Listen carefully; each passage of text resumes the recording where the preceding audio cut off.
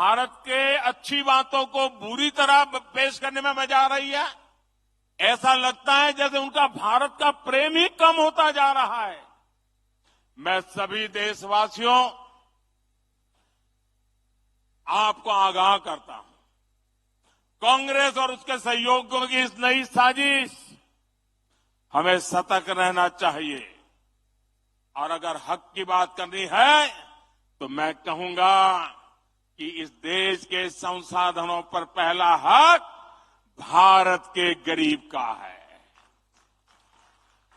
गरीब चाहे वो दलित हो, गरीब चाहे वो पिछड़ा हो, गरीब चाहे आदिवासी हो, गरीब चाहे सामान्य वर्ग से हो, हमें सबसे बड़ी जाति मेरे लिए गरीब है। हमें गरीब की चिंता करनी है, हमें गरीब का जीवन बदलना है।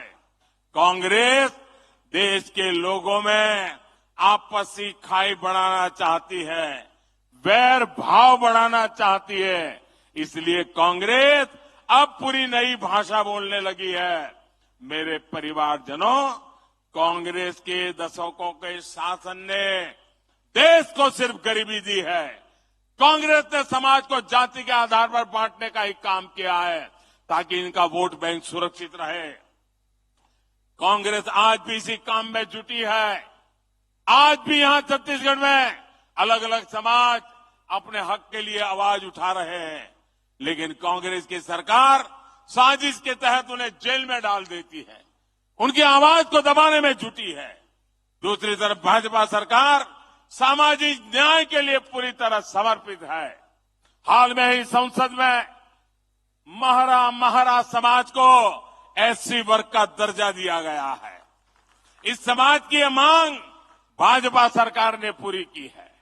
वर्षों तक अपने अधिकारों से वंचित रहे आवारा आदिवासी वर्गों को एससी का दर्जा देकर भाजपा सरकार ने एक ऐतिहासिक निर्णय लिया है।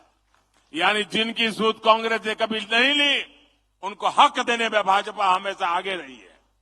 मोदी की गारंटी मतलब हर गारंटी पूरा होने की गारंटी। कांग्रेस ने महिलाओं को भी दशकों तक आरक्षण के बिना धोखे में रखा। नारी शक्ति वंदन अधिनियम, आदिवासी बेटी हमारी माननीय राष्ट्रपति द्रौपदी मुर्मू जी के हस्ताक्षर से कानून बन गया है। अब यहां के एससी एसटी समाज सहित सभी बहनों के लिए विधानसभा और लोकसभा में 33% सीटें आरक्षित हो गई है। इसलिए कांग्रेस के कुशासन को हटाना है और भाजपा के सुशासन को लाना है। इसलिए पूरे बस्तर को, जगदलपुर को, छत्तीसगढ़ को आज एक संकल्प लेना है। यहां कांग्रेस के कुशासन को हटाएंगे और भाजपा के सुशासन को लाएंगे। जब विकास का डबल इंजन यहां फिर लगेगा, यहां भाजपा का मुख्यमंत्री बनेगा, तो फिर से छत्तीसगढ़ विकास की नई रफ्तार पकड़ेगा। एक बार फिर इतनी बड़ी तादाद में आए, आपने आशीर्वाद दिए, मैं आपका हृदय से बहुत बहुत आभार व्यक्त करता हूं। बहुत बहुत धन्यवाद। दोनों हाथ ऊपर करके बोलिए भारत माता की, भारत माता की, भारत माता की।